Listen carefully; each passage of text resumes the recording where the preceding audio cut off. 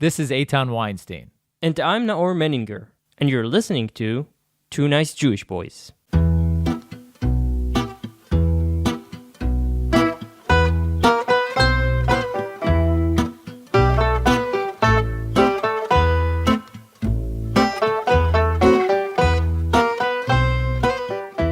This is not a drill.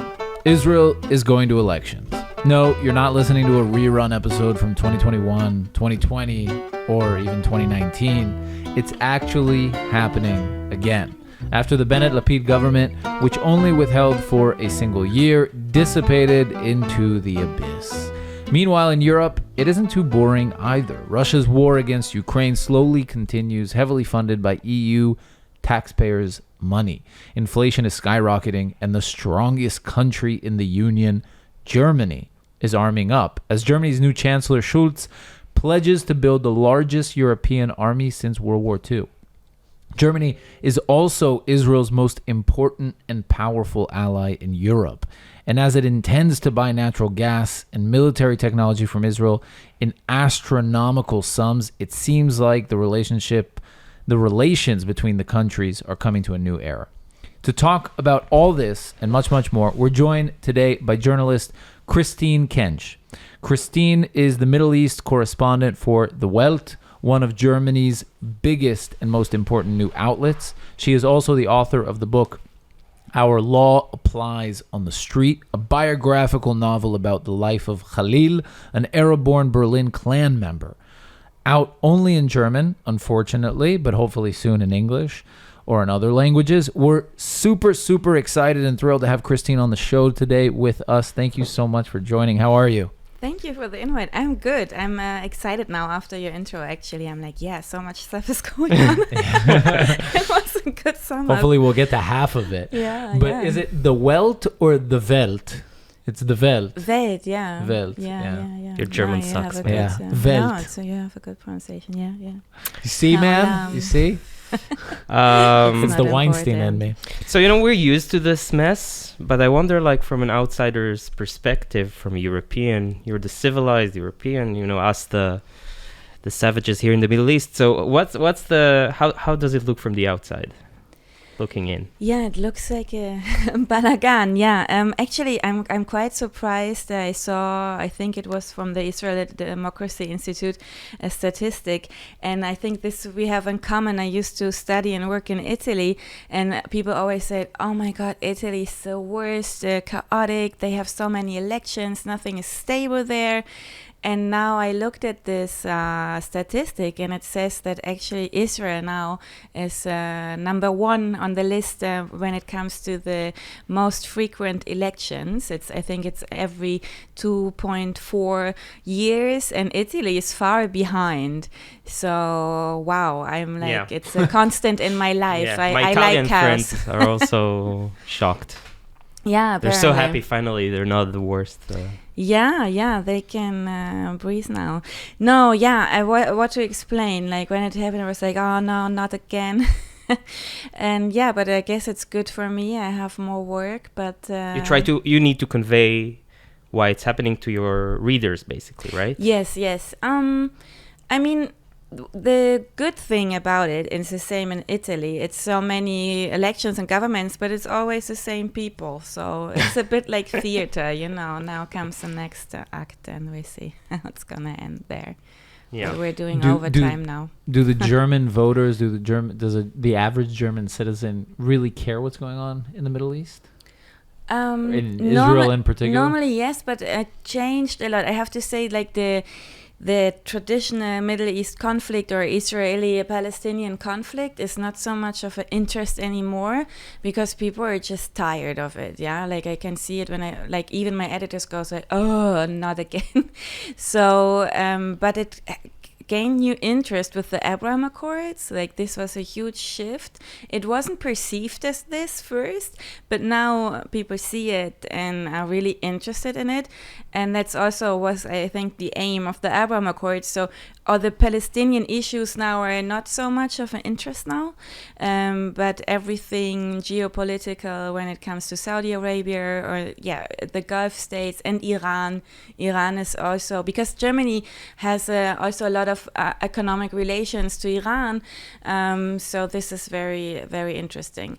The elections, though, I have to say right now, it's, people are like, whatever, and they look more on Ukraine now, and, I stopped following what's happening there. Because even Ukraine got pretty boring, no? Already. Ukraine got... here maybe, in Germany not so much, because it's like almost a neighbor. We're pretty much involved, and there's this constant question about should we deliver more weapons, what kind of weapons. Now it's with Lithuania that Putin is threatening them, so it's actually getting more and more intense. And for Germany, it's a huge debate about their inner politics too. Like normally foreign politics are not so interesting for Germans. They're always like, what has this got to do with me? But now it's really about, as you mentioned before, our Chancellor approved a huge budget for the military. I mean, in the end, it's not that huge, but like it was a big change. And it's weird because like Germany always wanted to be like not involved, and like because of our history, like we can't have a strong army and but we're in the middle of Europe, and actually it's not even the Germans because nobody wants to get involved so much, but all other countries always said like you're the biggest economy, you're in the middle of Europe, you have to get more involved, you have to take more responsibility. And now this is really the moment where the Chancellor said, okay, like this is a huge shift and we have to gear up. We need a stronger army, and he's getting really involved in this. And that's a huge change. I Googled a few weeks ago how much money did Germany pay Russia since the beginning of the war. The sums are just ridiculous. Like for gas. For gas, yeah. They paid since the beginning of the war.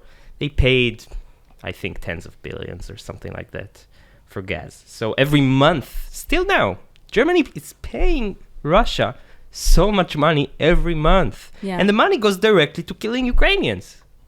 And I don't think like people talk about it that much. Oh, people talk about it a lot. Yeah, it's a big debate. The problem is you can't just stop paying money or the lights go out. I mean, if you want that, okay, but it would be a huge economic crisis. So everybody's like, why are we still paying?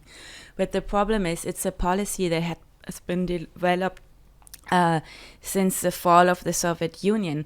And it's now you can see it as a big failure of Merkel. Of Merkel? Of Merkel specifically, yeah. But I think... How so?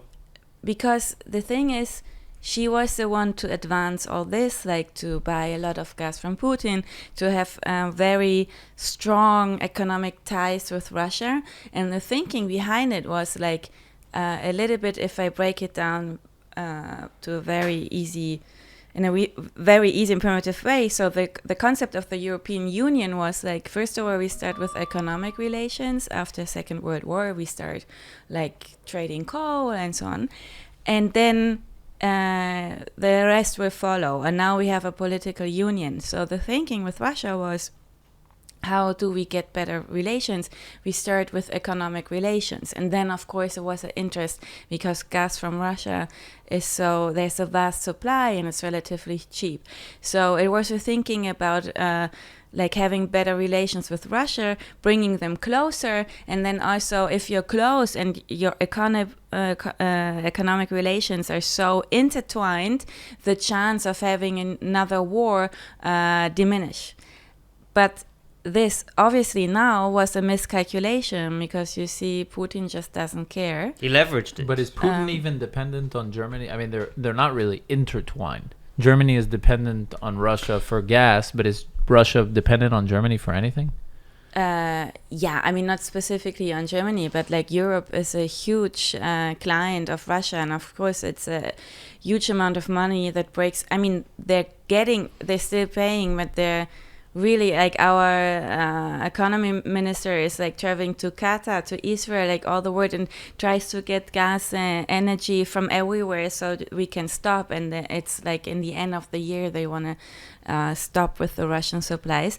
So this is completely, and this is a huge thing that's going to break away all Europe, and then also financially, because like they were thrown out of the SWIFT system and so on, and inflation in Russia skyrocketed.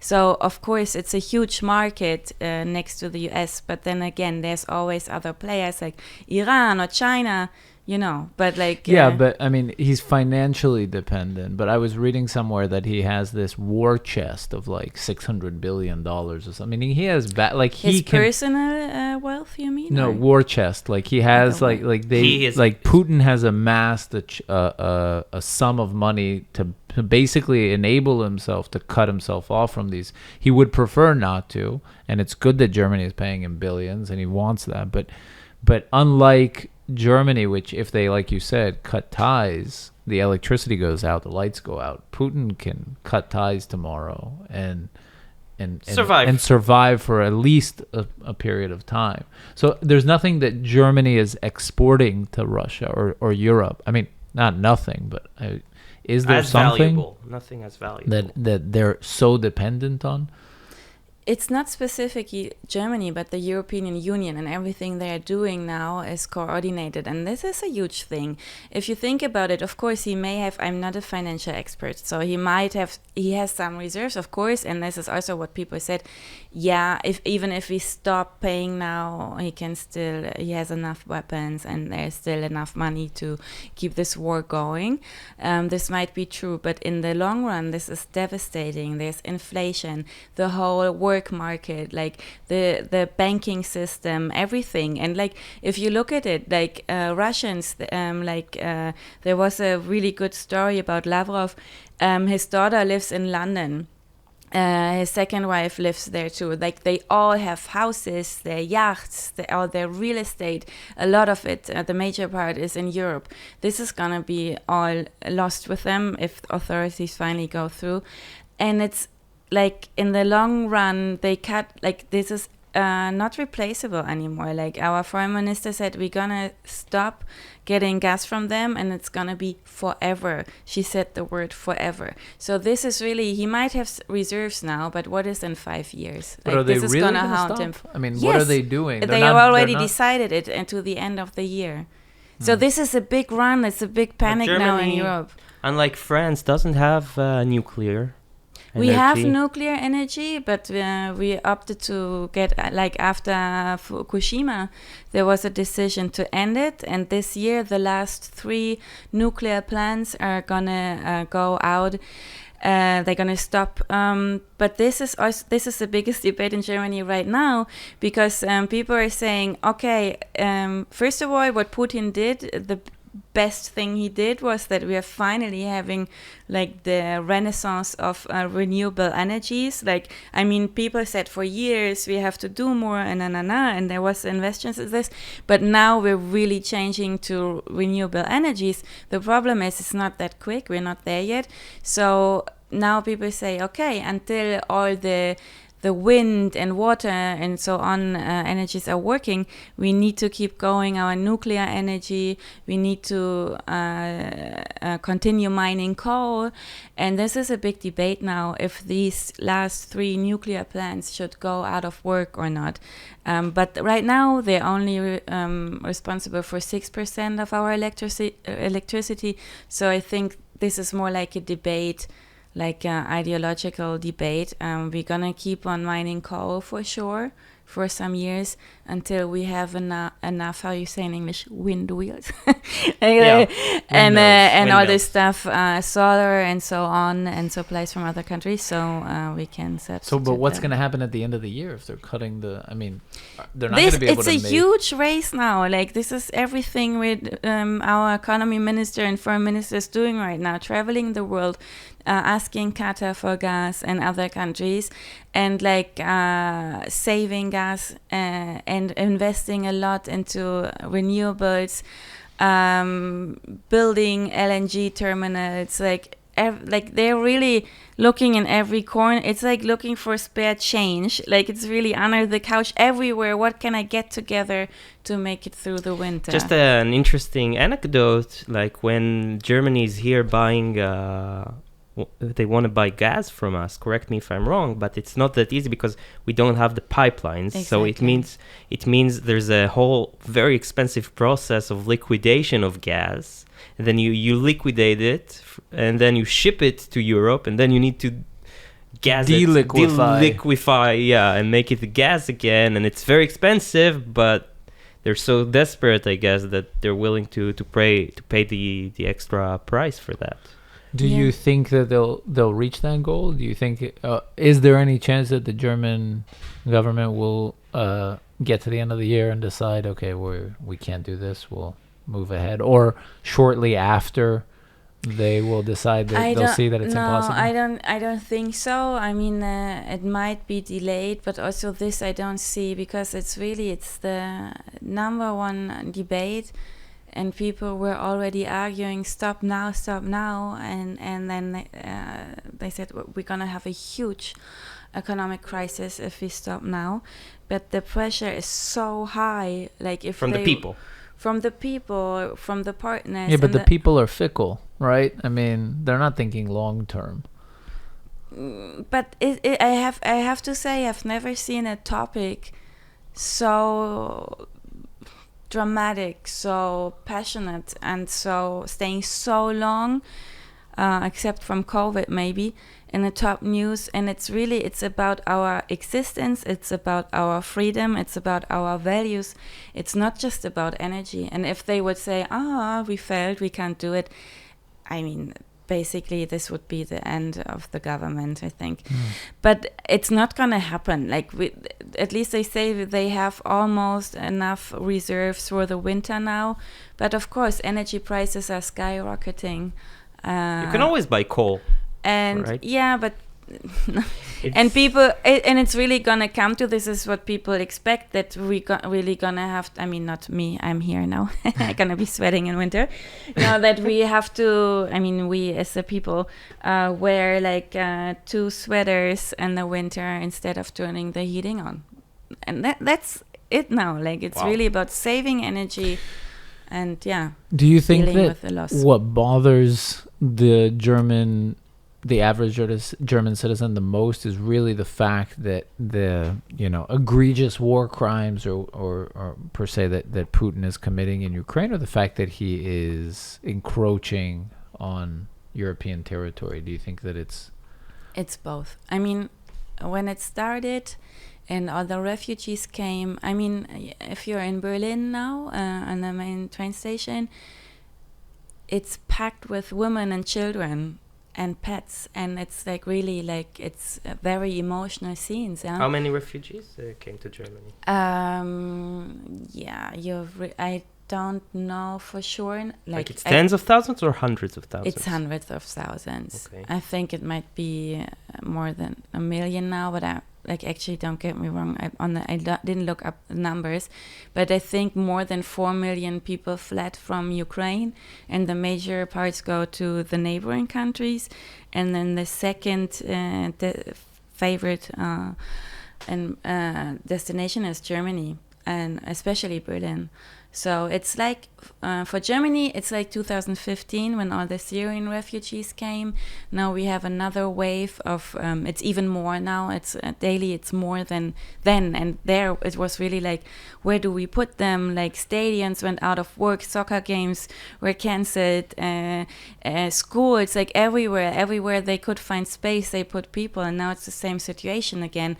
And in the beginning, there was a bit bitter debate saying, we weren't that welcoming when the Syrians came, but now Ukrainians are coming. And suddenly people, because the emergency is so high now, that people are called to or asked to take Ukrainians into their private homes. And all my friends, everybody I know who has a spare room or not even, are having like Ukrainian families Still. now.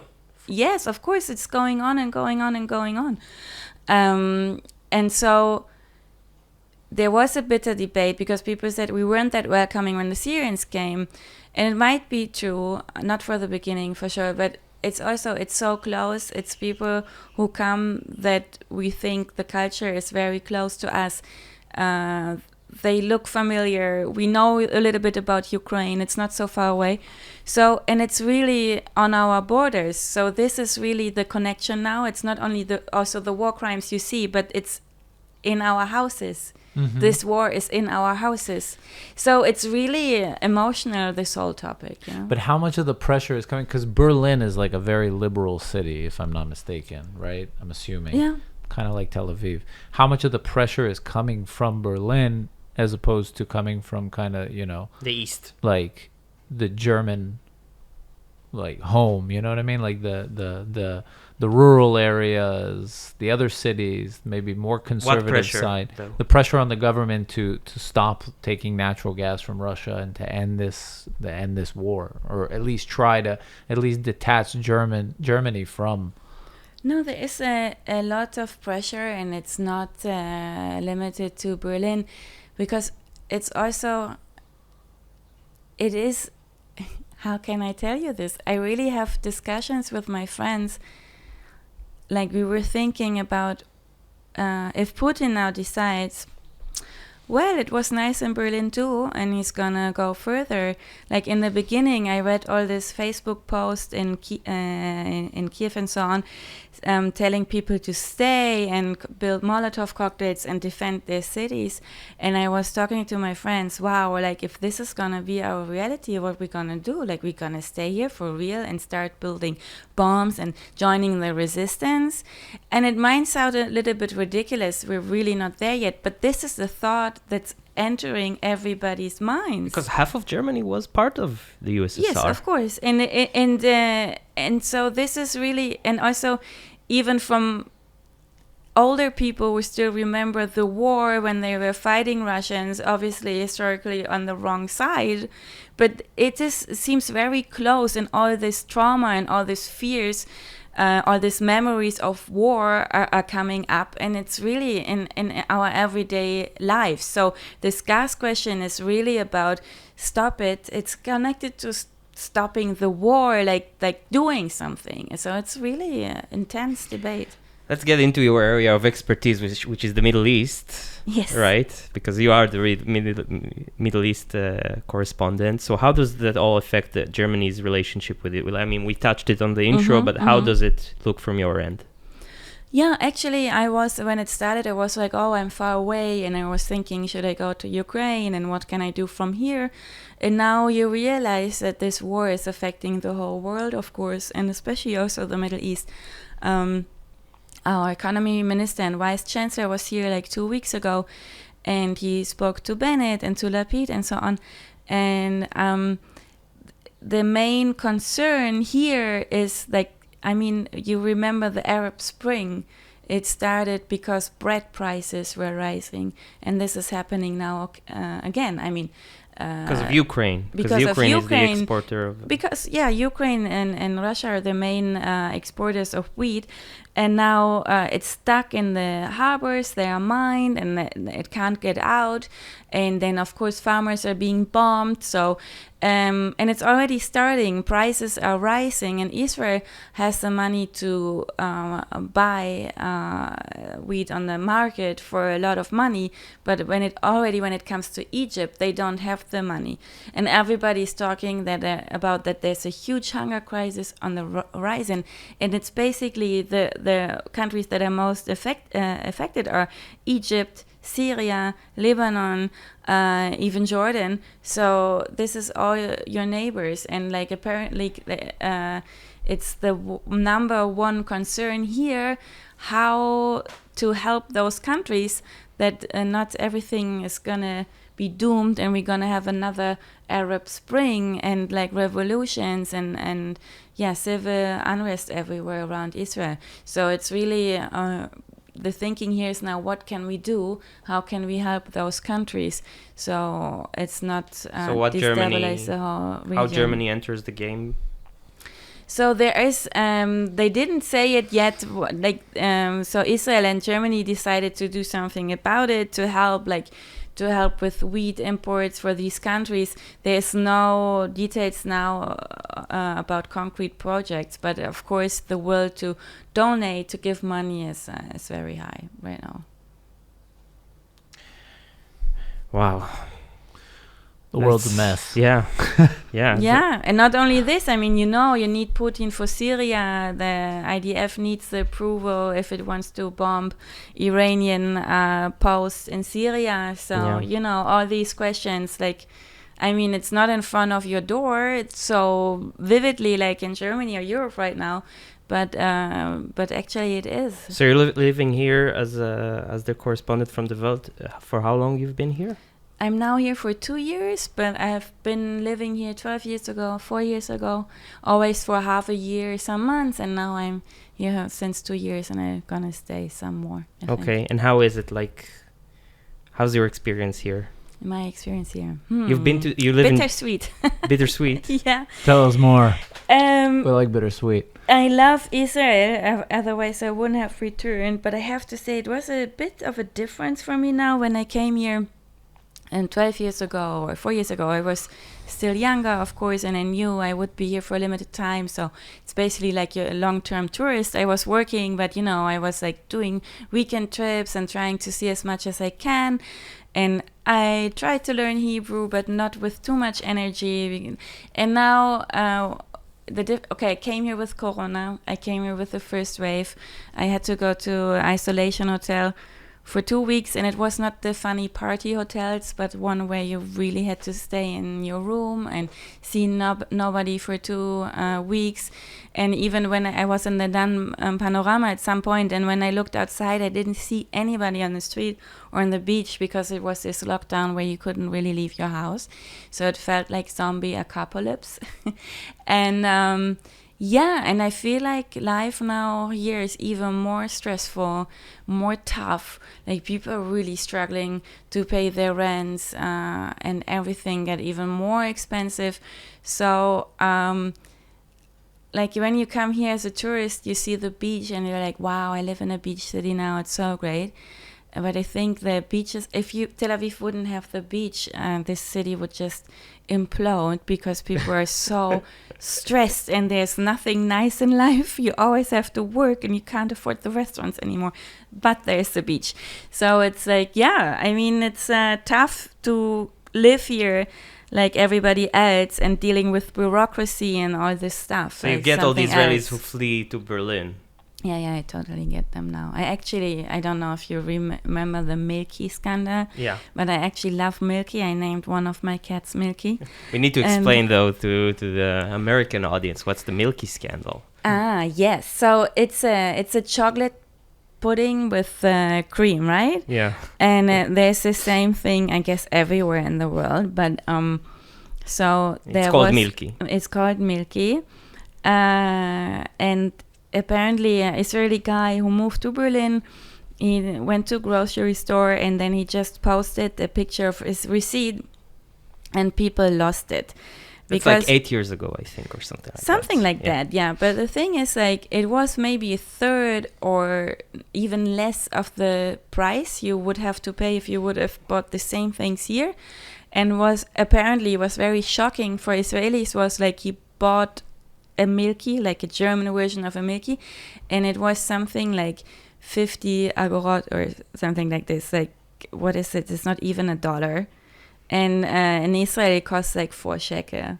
Mm-hmm. So I don't know. It's I'm very bad at math, but it's less than half. You could buy 8 Milkies for the price of 1, I think, and people were like, wow, why is this? Why is our country so expensive? And we should all move to Berlin. And then, of course, this was a big debate, and people got really upset. I still have friends in Berlin to this day. Yeah, my Israeli friends live in my apartment in Berlin now, and I'm here. It was actually ironic. I was when I finally moved here, all my friends moved to Berlin. I'm like, great. I hope the Milky was worth it. Yeah. Hopefully. So, But you lived. Sorry. no, Yeah. how is it dealing with the Israeli culture, though? I mean, there's the difficulties, the economic difficulties, and the financial difficulties. But how about dealing with the Israelis and dealing with the population here? Yeah, it's really funny because, as I said, a lot of my Israeli friends live in Berlin or also in other cities in Germany, and I was talking to my friend Dana recently. I think like, Dana, we have to do something out of it, maybe a podcast or something, because I'm like, why is it like lama kara? Like I'm experiencing something and I'm writing her. I'm like, why? What is this? And she's like, this is because of Lana. And then she's like, but why are Germans so? And like we're constantly lost in translation or something and explaining each other why people are acting the way they do. And it's there's a lot of there is some similarities, but also a lot of differences. I don't even know where to start. I mean, like, for example, like this everybody says when it's not only Germans, when they move here, it's like Israelis are very direct, like, which can be perceived as rude. I like to see it more like you're like a big family and like you talk to people on the street like to your brother, like actually people are like achi, and it's very much direct and it's not so polite and formal. And yeah, also a lot of other things like so maybe one thing that's really difficult for me is like so Germans are very judgmental. There's a Dutch writer who wrote once, he was a correspondent in Germany, and I think he's true. He was like Germans like to punish, and I think this is true. Like it's like, for example, when I was riding my bicycle to work in Berlin every morning, and there are bicycle lanes, but they're really broken, and they really have to fix it. So normally I was riding on the street, and every morning I swear I had at least 2 people shout at me, "This is a street, drive on the bicycle lane." And they're really... Berlin. Yeah, in Berlin. They're shouting at you, yeah? And so here, I come here, and I'm like, there's death through Coquinet. Like, there's like this electric scooters which drive everywhere on the side lanes, and you really have to watch out to not be killed by a bicycle or a scooter, because people here drive everywhere.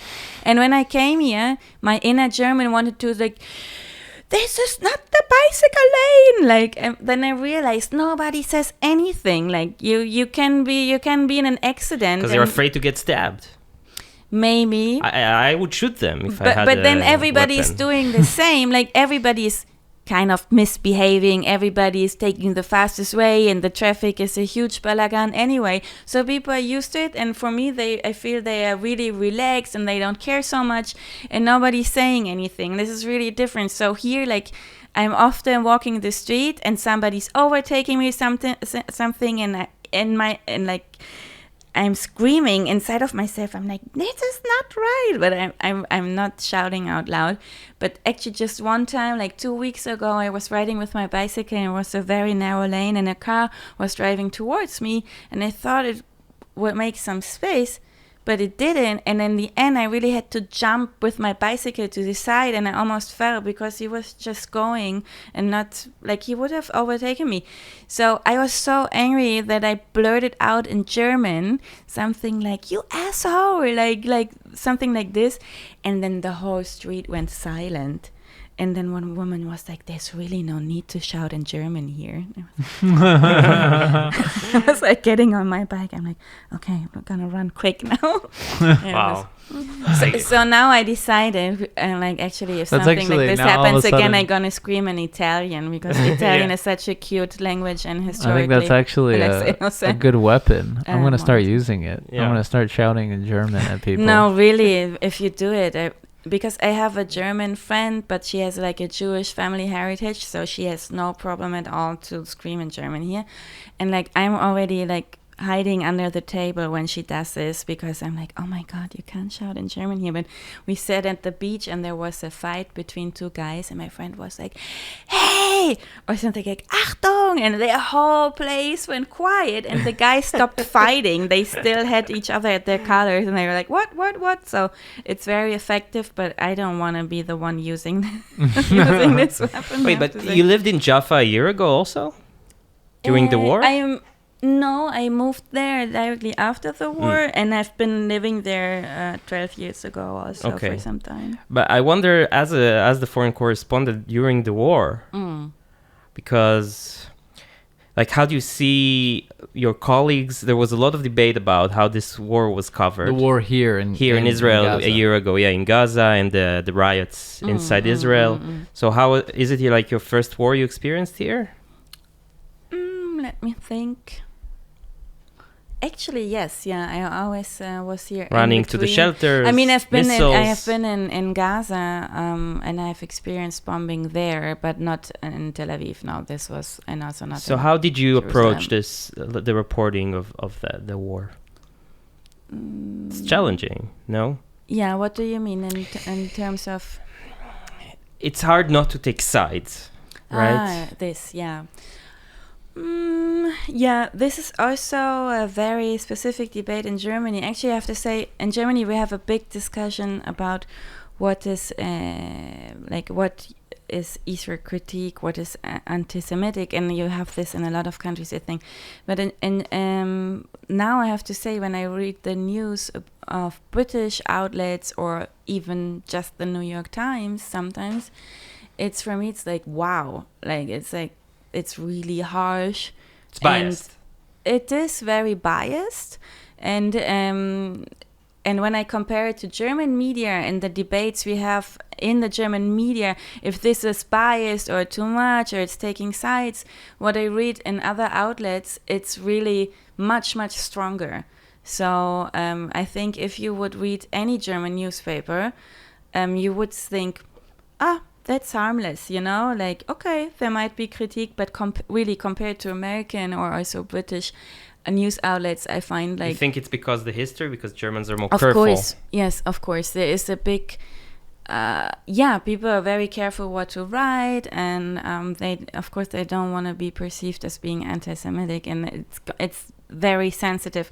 But then, is there any criticism of Hamas and of? Yes, of course. So, of course, there is a lot of criticism of Israel, and of course there's biased articles. I don't think there is something like really objective or neutral reporting. This is a philosophical question, but I don't think it exists. And then, of course, every newspaper has a political position, and the more left-wing mainstream newspapers tend to be more critical towards Israel. And my newspaper actually is perceived as being more pro or Israel friendly, whatever that means.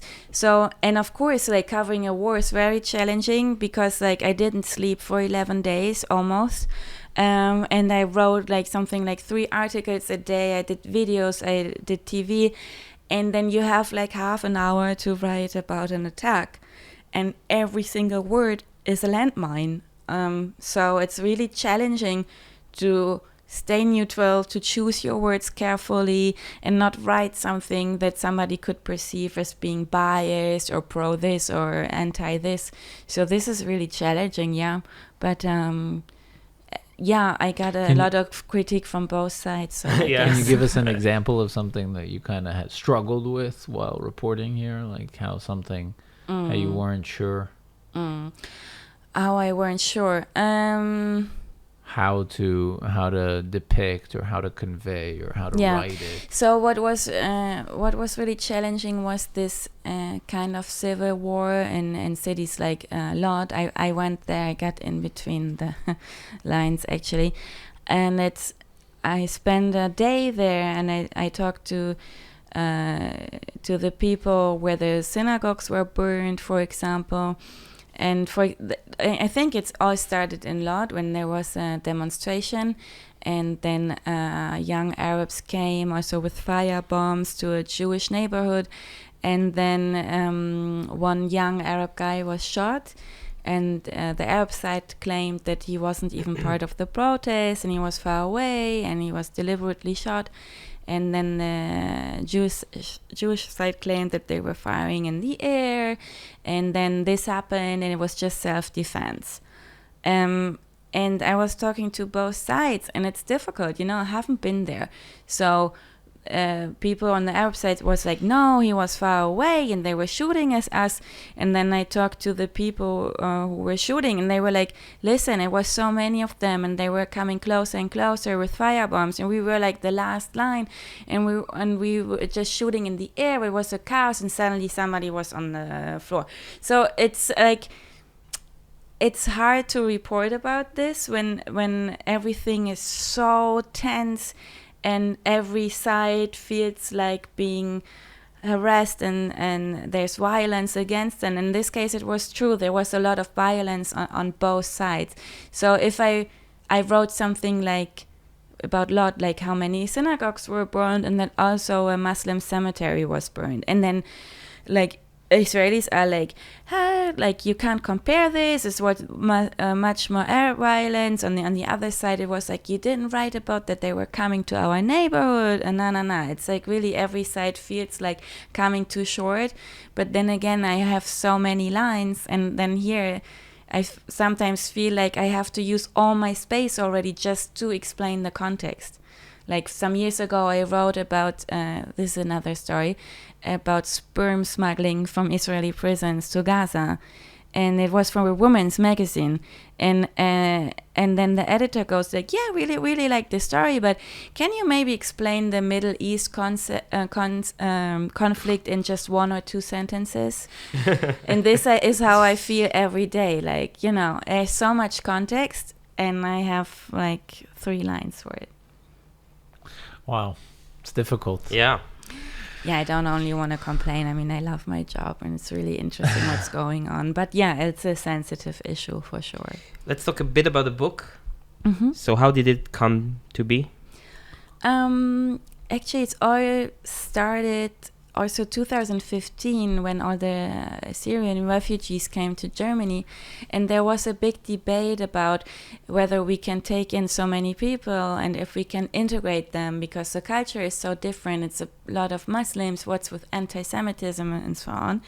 And then people were saying, look, we have already Arab refugees and they didn't integrate so well, and we have this big problem in Germany which is called, it's like Arab mafia, we call it clans. And of course there's all kinds of mafias. There's the Italian mafia, Russian mafia, and so on. But the Arab mafia is very visible in Germany because in the end it's like Yaffo.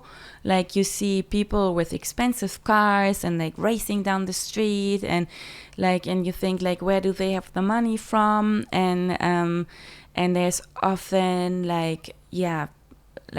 fights on the streets, and it is really like the news you get here from Yaffo. This is like my old quarter in Berlin. You have shootings on the streets, and the same thing happened. Like there were shootings also years ago, but then nobody wanted to live in the Yaffo of Berlin. So, which is Neukölln? Neukölln, where all the Israelis go now and all the hipsters go now. It's the same. It was gentrified, and now you have a mixture of hipsters, young families, and Arab and Turkish families.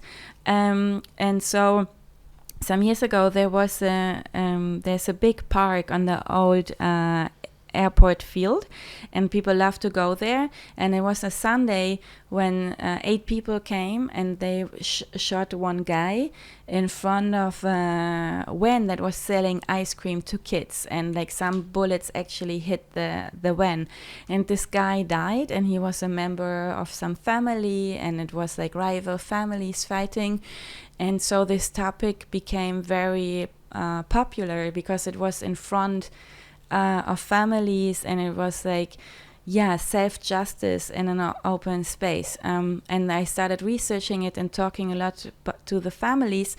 And what I wanted to do was get a view of inside this society, of inside this mafia, because everybody was talking about it and nobody was talking with them, because it's very close structures and so on. And I finally managed to find one guy who was ready to talk, and he was born in one of the 8 major families. He founded the first cocaine taxi in Berlin. It's a very common thing in Berlin. You can have delivered your drugs everywhere, and it's like the vault for drugs. And he founded it. And then when he was like 23 or 24, he had what we called a gangster burnout, and he stopped. He went back to school, and now he's like a street worker, a social worker. And so he told his story. He told about honor killings and the drug business and the family values and arranged marriages and how they see German society and religion and wearing hijab or no, all these things. And he was the first one to talk, and it was really interesting to write this book with him, because it really gives you a view about how this society works and what are the values. Wow. And After getting to know that society and the culture of, do you feel any differently about, or we never talked about how you feel or your thoughts about the German approach to kind of the Syrian refugee crisis, but I wonder if it influenced, one, how you felt about it, and two, if it influenced it in any way. It influenced it a lot, and it's also part of the book, because I'm afraid we're repeating the same mistakes again. Not as bad, but like Germany for a long period of time refused to acknowledge that we're an immigration state. So when refugees came, what we did was we said, okay, you can stay here as long as there's war in your country, but then you have to go back. But then it's the nature of wars that they go on for a long time.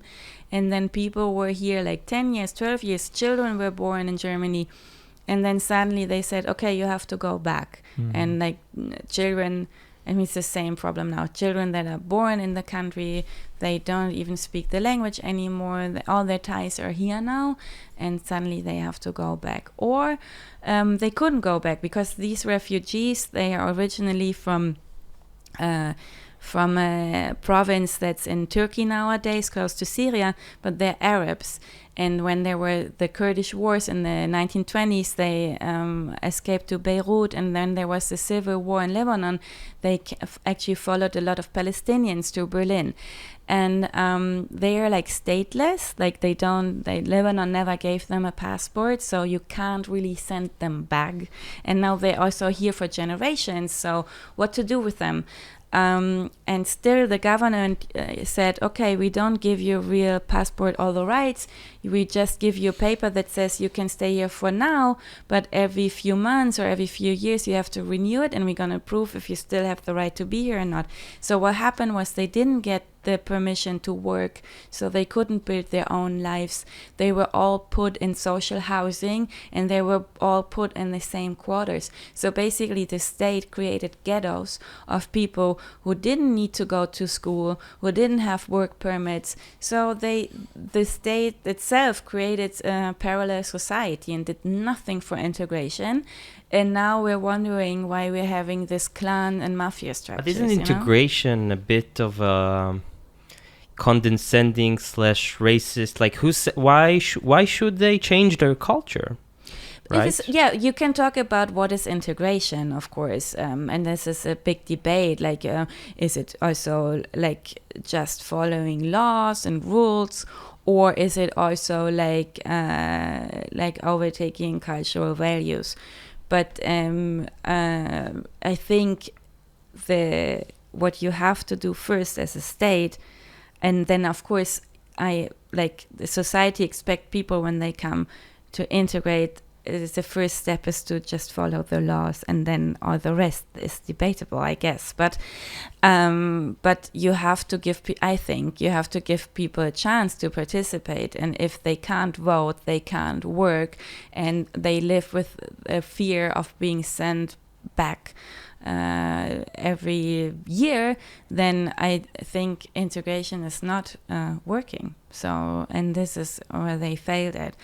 And now it's not as bad as it was before. Like, people get work permits more quickly, but it's the same that they are for a long time in an uncertain status and uncertain. They don't know, can I stay here? Do I have to go back? Can I get work? Can I And it's I really think this. Do we have time for one more question? So, but if Germany, if every war that breaks, Germany takes, as you said, it's an immigration country. 1 million here, 1 million there, 1 million from Ethiopia. Now there was tomorrow 1 million from Afghanistan.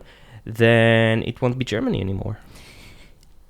First of all, I think Germany has 8 million people, and it can absorb 80 million people, right? And it can absorb a lot of people, and there's a lot of space and potential. But it's not even this simple, because Germany has only borders with European countries, and so the thing is, the immigration law in Europe is that you have to stay in the country of the European Union you reach first. So for a long time, Germany didn't take refugees in. That changed in 2015, and the Italians are complaining a lot because most refugees, and also in Greece, they come over the sea, over the Mediterranean, and they land in Greece or Italy, and then these countries had to absorb the most. And now with the war in Ukraine, and also normally the eastern countries were against a common migration law, so there's the idea that every European that the European countries have to share the burden, and every country has to take in a specific quota of refugees. And specifically Germany, because it doesn't have any borders, and the eastern countries were against this. And I think now this is changing, because now a lot of refugees are coming from the east. So also the eastern countries of Europe are more open to a concept of distribution. And I think this is going to be the next topic in Europe, to how to share the load. Yes, and I think this is actually a good thing that might come out of this terrible war.